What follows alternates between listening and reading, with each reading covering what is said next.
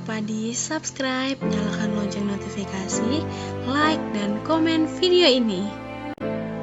Halo teman-teman semuanya, ketemu lagi sama aku Ratna di Ratna Amalia Channel. Oke teman-teman, kita udah masuk ke video materi belajar SKB CPNS Formasi Penyuluh Pertanian yang kelima, yaitu tentang kelembagaan penyuluhan. Langsung aja teman-teman.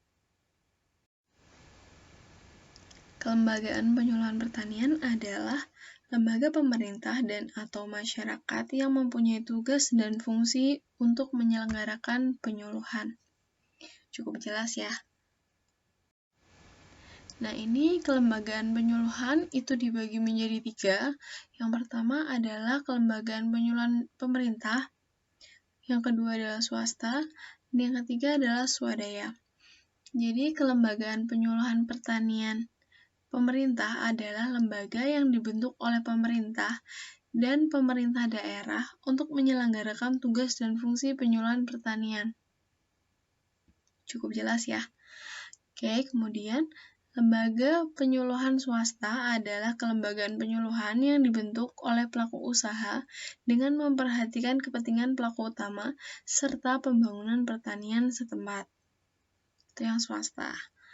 Kemudian yang swadaya adalah kelembagaan penyuluhan desa atau kelurahan yang bersifat non-struktural yang dibentuk dan dikelola secara partisipatif oleh pelaku utama, baik perorangan maupun kelompok. Cukup jelas ya teman-teman perbedaannya. Nah, ini kita bicara tentang kelembagaan penyuluhan pemerintah. Jadi, kelembagaan penyuluhan pemerintah di bidang pertanian dibagi menjadi 4. Yang pertama di pusat, yaitu berbentuk badan yang menangani penyuluhan, yaitu Badan Penyuluhan dan Pengembangan Sumber Daya Manusia Pertanian atau BPPSDMP. Ini merupakan badan di bawah Kementerian Pertanian, langsung ya dari pusat. Kemudian yang ada di provinsi adalah berbentuk Badan Koordinasi Penyuluhan atau dinas yang menyelenggarakan fungsi penyuluhan pertanian di tingkat provinsi. Kemudian yang kabupaten kota yaitu berbentuk Badan Pelaksana Penyuluhan atau dinas yang menyelenggarakan fungsi penyuluhan pertanian di daerah kabupaten atau kota. Selanjutnya, kelembagaan penyuluhan di tingkat kecamatan yaitu berupa Balai Penyuluhan Pertanian. Seperti itu. Cukup jelas ya di kelembagaan penyuluhan pertanian pemerintah dari setiap tingkat, dari pusat, provinsi, kabupaten kota, sampai kecamatan. Oke teman-teman, mungkin aku tidak akan membahas banyak dari semua lembaga itu gitu ya. Kalian bisa cek di peraturan pemerintah, peraturan menteri, ataupun di undang-undang yang berkaitan dengan kelembagaan penyuluhan pertanian. Nanti aku taruh linknya di description box ya, untuk tugas dan fungsi dari masing-masing lembaga penyuluhan pertanian pemerintah gitu ya. Dan untuk di video aku kali ini, aku akan lebih banyak membahas tentang Balai Penyuluhan Pertanian dan Posludes gitu ya teman-teman, karena itu yang nantinya akan langsung berhubungan sama teman-teman yang menjadi penyuluh pertanian lapangan gitu ya. Tuh, nanti kalian bisa sambil baca-baca ya, untuk materinya aku share di description box gitu ya. Oke. Nah, ini tentang Balai Penyuluhan. Balai Penyuluhan adalah unit pelaksana teknis penyuluhan dari Badan Pelaksana Penyuluhan Kabupaten atau Kota.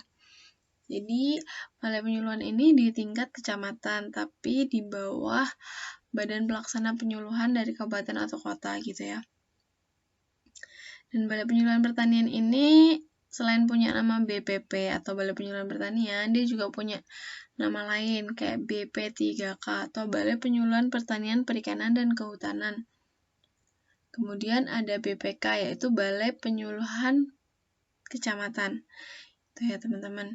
Jadi mungkin di beberapa kecamatan itu ada yang namanya BPP, ada yang namanya BP3, ada yang namanya BPK gitu ya. Itu hanya istilah aja, tapi fungsinya sama dan dia berada di tingkat kecamatan. Ini adalah tugas BPP ya. Yang pertama adalah menyusun program penyuluhan pertanian. Yang kedua, melaksanakan penyuluhan pertanian. Yang ketiga, menyediakan dan menyebarkan informasi teknologi, sarana produksi, pembiayaan, dan pasar. Yang keempat, memfasilitasi pengembangan kelembagaan dan kemitraan. Yang kelima, memfasilitasi peningkatan kapasitas penyuluh. Yang keenam, melaksanakan proses pembelajaran melalui percontohan pengembangan model usaha tani. Yang ketujuh, memfasilitasi pengembangan kelembagaan penyuluhan pertanian swadaya. Yang kedelapan, mengembangkan metode penyuluhan pertanian sesuai dengan karakteristik daerah dan kearifan lokal. Cukup jelas ya, ini tugas-tugas dari Balai Penyuluhan Pertanian. Mungkin kalian yang suka bikin jembatan keledai mungkin bisa disingkat-singkat atau gimana ya untuk menyederhanakan poin ini gitu ya. Kalian ambil poin-poinnya aja gitu ya, dibuat jembatan keledainya atau bikin mind map singkatan-singkatan gitu ya, biar lebih mempermudah. Oke. Ini adalah peran BPP. Yang pertama adalah sebagai pusat koordinasi dan sinkronisasi pembangunan pertanian. Yang kedua adalah pusat data dan informasi pertanian. Yang ketiga adalah pusat pembelajaran pertanian. Yang keempat adalah pusat konsultasi agribisnis. Yang kelima adalah pusat pengembangan jejaring usaha dan kemitraan. Oke, ini adalah peran dari Balai Penyuluhan Pertanian.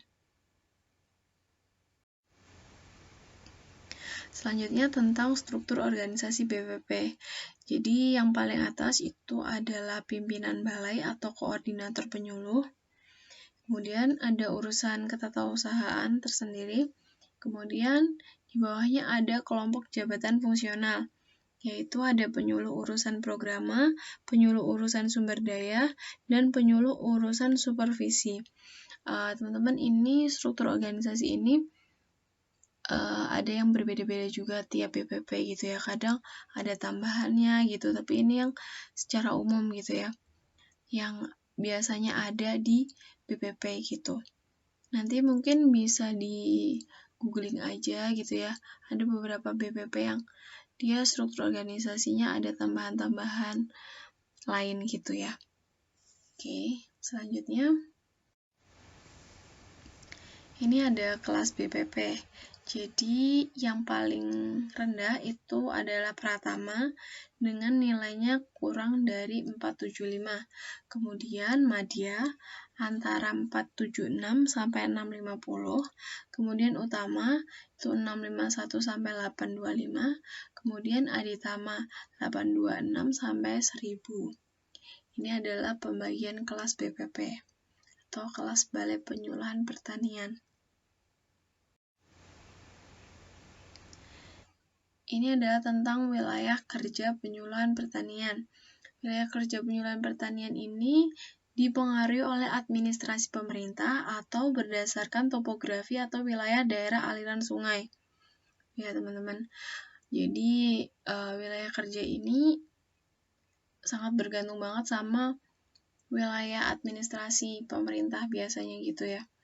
Entah itu satu desa, entah itu beberapa desa gitu ya, atau juga bisa berdasarkan topografi atau wilayah daerah aliran sungai, biar lebih mempermudah ini daerah sekitar sini gitu.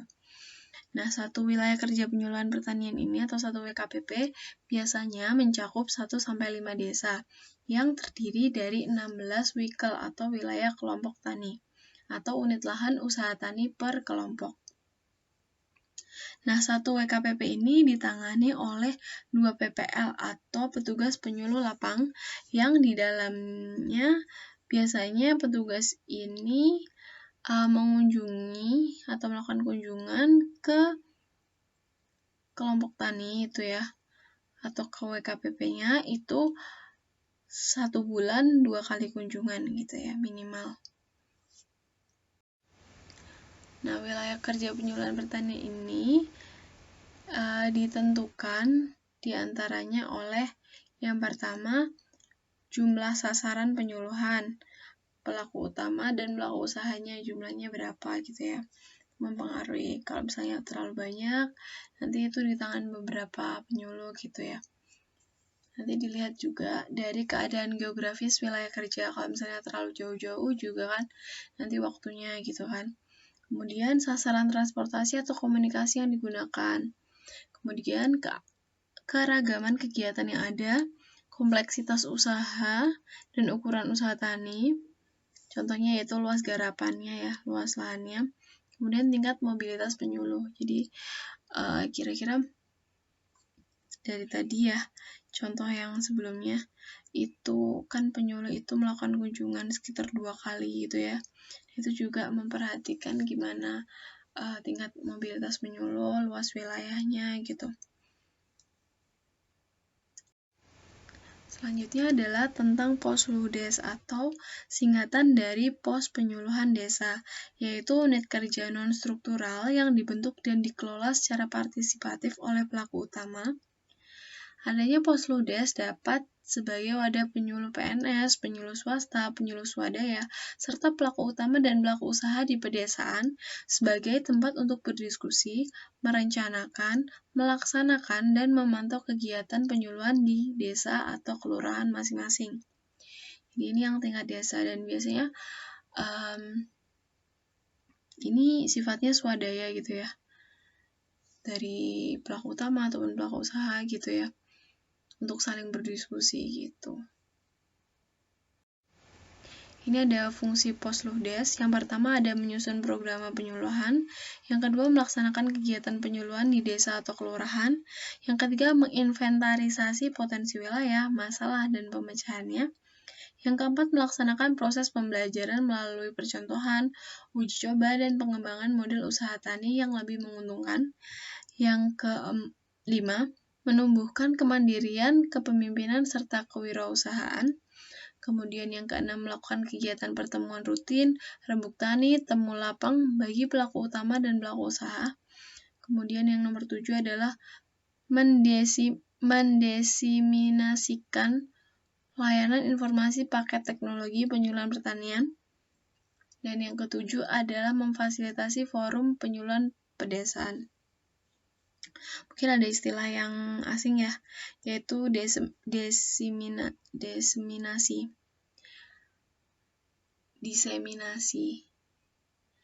Ya, nanti akan ada pembahasan khusus ya tentang diseminasi inovasi teknologi gitu ya.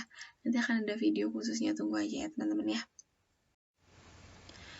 Oke, untuk video kali ini aku rasa cukup ya teman-teman. Nanti kalian bisa baca-baca lagi untuk materi yang aku share di link description box di bawah.